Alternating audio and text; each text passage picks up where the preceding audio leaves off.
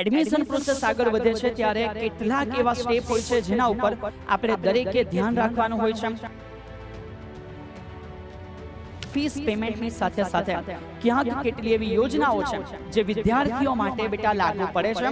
તો જે મુખ્યમંત્રી યુવા સ્વાવલંબન યોજના છે, આ યોજના કયા વિદ્યાર્થીઓ માટે છે, કઈ રીતે છે કે સર સ્કોલરશિપ મળી ગયા પછી ભણવું જ નથી, મતલબ કે જલસા કરવા છે, કયા કયા ડોક્યુમેન્ટ છે જરૂરી છે, સર ક્યાંક મારું બજેટ ઓછું છે, ક્યાંક અમારાથી આટલી ફી નથી થઈ શકવાની, તો ચેક કરો કે કયા ક્રાઇટેરિયામાં આપણે બંધ બેસીએ છીએ, કેટલી સ્કોલરશિપ આપણને મળવા પાત્ર છે. જય હિન્દ ડિયર સ્ટુડન્ટ્સ, આશા રાખું છું કે તમારું રિઝલ્ટ આવી ચૂક્યું છે ને એ અનુસાર તમે હવે પોતાની એડમિશન પ્રોસેસ જે છે એની તૈયારીઓની શરૂઆત કરી લીધી હશે. હવે અહીંયાથી જ્યારે એડમિશન પ્રોસેસ આગળ વધે છે ત્યારે કેટલાક એવા સ્ટેપ હોય છે જેના ઉપર આપણે દરેકે ધ્યાન રાખવાનું હોય છે. અગાઉથી એની ઇન્ફોર્મેશન આપણી સાથે હશે, પ્રોપર વેમાં આપણે સ્ટેપ બાય સ્ટેપ આગળ વધી શકીશું. તો અલગ અલગ ઇન્ફોર્મેશન તમને ચેનલ દ્વારા બેટા પ્રોવાઈડ થઈ રહી છે અને એની અંદર મોસ્ટ ઇમ્પોર્ટન્ટ કહી શકાય કે સર અમારું એડમિશન થાય છે. યસ બેટા, અલગ અલગ ડિપાર્ટમેન્ટની અંદર, અલગ અલગ કોલેજીસની અંદર જ્યારે એડમિશન થાય છે ત્યારે સૌથી મોટી વસ્તુ છે કે સર ત્યાં ફી પેમેન્ટ જે છે એની અંદર અમારે ધ્યાન આપવાનું છે. અને આ ફીસ પેમેન્ટની સાથે સાથે ક્યાંક કેટલી એવી યોજનાઓ છે જે વિદ્યાર્થીઓ માટે બેટા લાગુ પડે છે. ફીસ પેમેન્ટની અંદર એક બેસ્ટ તમે કહી શકો તમારા માટે હેલ્પ જે પ્રોવાઈડ થાય છે એવી મોસ્ટ ઇમ્પોર્ટન્ટ કેટલીક વાતો જેની અંદર આજે આ સેશનમાં આપણે કવર કરવા જઈ રહ્યા છે બેટા MYSY. યસ, ઘણા બધા વિદ્યાર્થી મિત્ર સાંભળી રાખ્યું હશે, યાદ બી હશે, એમને આ સમજ પડતું હશે, પણ ઘણા બધા વિદ્યાર્થી મિત્ર માટે કદાચ આ ઇન્ફોર્મેશન હવે ખૂબ જ અગત્યની બનેલી રહેવાની છે.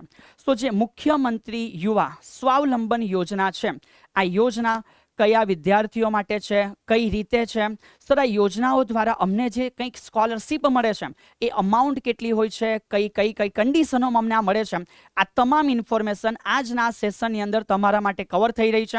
ઇવન સર તમને અહીંયાથી મોસ્ટ ઇમ્પોર્ટન્ટ વસ્તુઓ છે જણાવશે અને કઈ સાઇટ આના માટે પ્રિફર કરવાની છે, ત્યાં વિદ્યાર્થીઓ માટે કઈ કોલમ છે, કઈ કઈ વસ્તુઓ બેટા તમને ઇન્ફોર્મેશન અપડેટ છે એ બધું ત્યાં તમને મળી જવાનું છે. તો સ્ટાર્ટ કરીએ હરેક વસ્તુને વન બાય વન સમજવા માટે. સો વેરી ફર્સ્ટ બેટા MYSY જે યોજના છે એની અંદર કેટલાક કી પોઈન્ટ જે છે બેટા એ સર તમને જણાવી રાખે છે.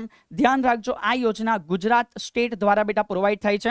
એજ્યુકેશન ડિપાર્ટમેન્ટ છે આ લોન તમને પ્રોવાઈડ કરતું હોય છે, સોરી આ સ્કોલરશિપ તમને પ્રોવાઈડ કરતું હોય છે. હા, લોન વિશેની ચર્ચાઓ પછી કોઈ વાર કરીશું યાર, અત્યારે એ વર્ડને આપણે થોડો અલગ રાખીએ છીએ. સો કેટલાક અગત્યના પોઈન્ટ પહેલા અહીંયા સરે કવર કરી લીધા છે. પહેલા એ આપણે એકવાર જોઈ લેશું, પછી મેઇન સાઇડ ઉપર આપણે જશું અને મેઇન સાઇડ ઉપર તમે પોતે પણ આવી ઇન્ફોર્મેશન કેવી રીતે જોઈ શકો છો એ તમામ ઇન્ફોર્મેશન તમને અહીંયાથી પ્રોવાઈડ થઈ જશે.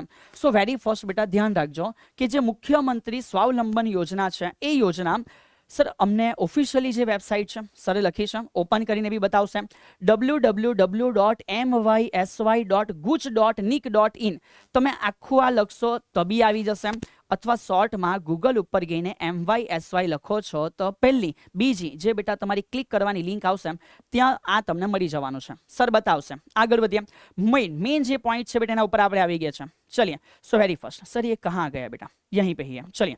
સો વેરી ફર્સ્ટ આ જ્યારે યોજના વિશે આપણે જાણીએ છીએ તો ધ્યાન રાખજો, આ યોજના ગુજરાત રાજ્યમાંથી, પ્લીઝ બેટા રિમેમ્બર, ગુજરાત રાજ્યમાંથી જે ધોરણ 12માં વિજ્ઞાન પ્રવાહમાં 80%થી 80% કે 80 PR બેટા વાંચો તો 80 PR છે. સો એ પર્સન્ટેજ ના બોલતા પર્સન્ટાઇલ્સ. હા ચલીએ. તો એ જે PR બેટા એના કરતાં વધારે મેળવ્યા છે એવા વિદ્યાર્થીઓ જેમના પરિવારની જે વાર્ષિક આવક છે ડિયર એ 6 લાખથી ઓછી હોય. હા, 6 લાખથી કેવી છે? ઓછી છે. ઓકે સર, ઓછી હોય અને સરકાર માન્ય અથવા તો જે સેલ્ફ ફાઇનાન્સ કોલેજો છે એમાં પ્રવેશ મેળવેલો હોય એવા વિદ્યાર્થીઓને બેટા સરકારશ્રી દ્વારા નીચે મુજબની સ્કોલરશિપ મળવા પાત્ર છે. અહીં લખ્યું છે ડિયર મળવા પાત્ર છે. ઠીક છે.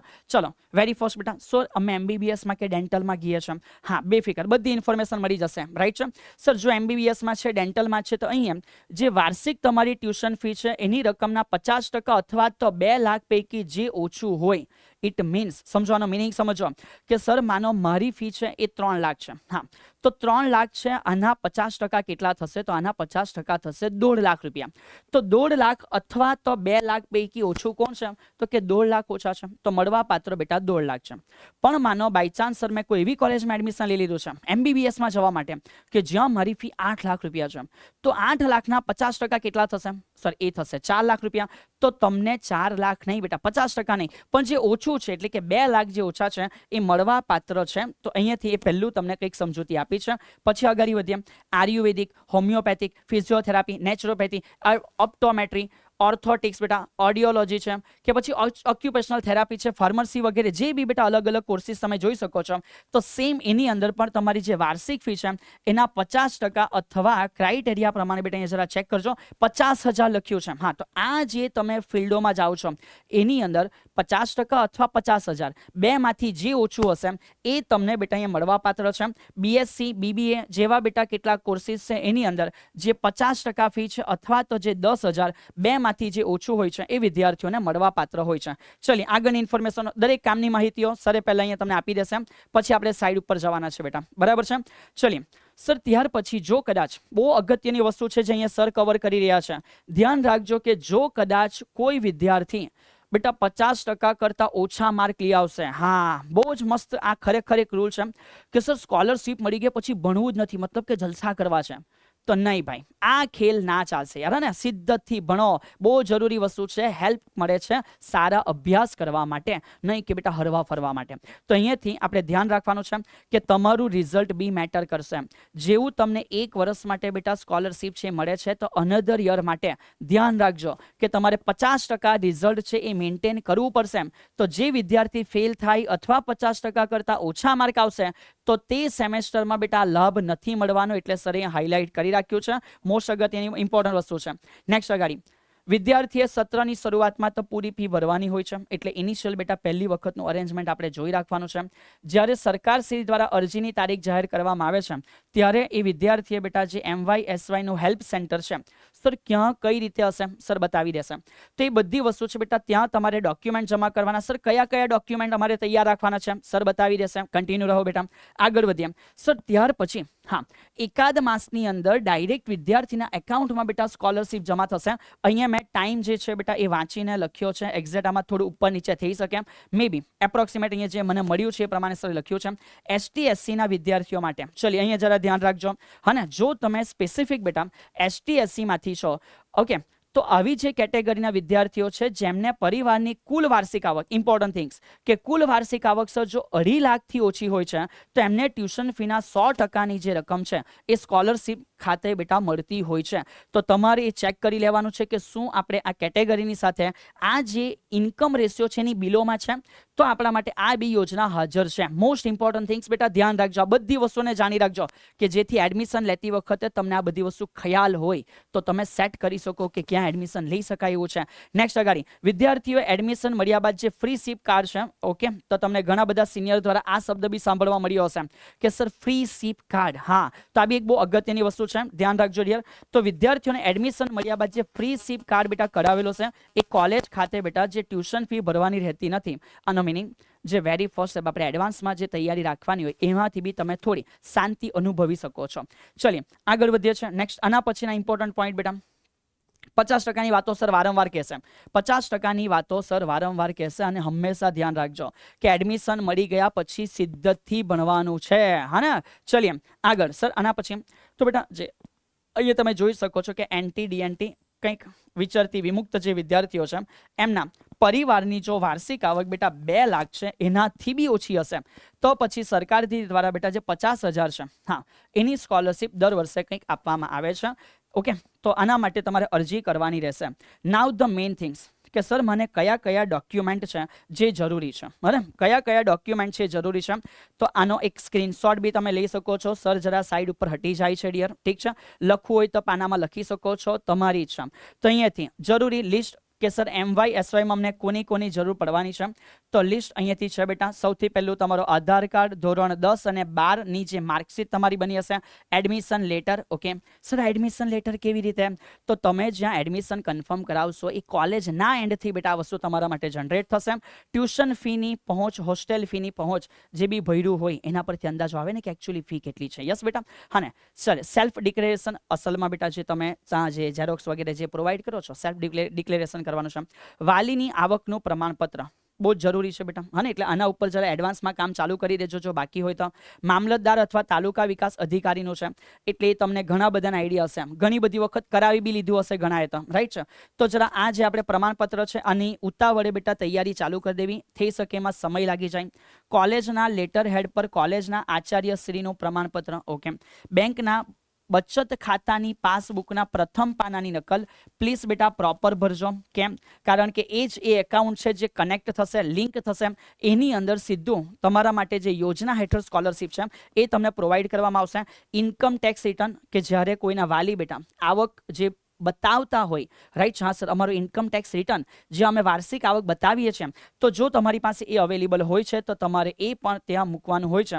તો આ બધા કેટલાક ડોક્યુમેન્ટ છે આપણે તૈયાર રાખવાના છે. આના સિવાય એક બીજી યોજના બી છે, પણ આની આપણે ચર્ચા કરીશું બેટા નેક્સ્ટ જે બી આપણો સેશન બનશે એની અંદર. હાલ મેં તમને આ જે આપણી યોજના છે એના વિશે મોસ્ટ ઇમ્પોર્ટન્ટ પોઈન્ટ બતાવી દેવા માટે પ્રયત્ન કર્યો છે. હવે આ બધા પોઈન્ટોને આપણે ધ્યાનમાં તો રાખીશું, સાથે સાથે જે ઓફિશિયલ વેબસાઇટ છે એની એકવાર વિઝિટ કરી દઈએ. સરે શું કીધું? આના માટે આપણે શું સર્ચ કરવાનું છે? સર, ઓફિશિયલ વેબસાઇટ માટે www.mysy.guj.nic.in. ઠીક છે. હા, તો ડાયરેક્ટ ગૂગલમાં ગઈને તમે સર્ચ કરી શકો છો.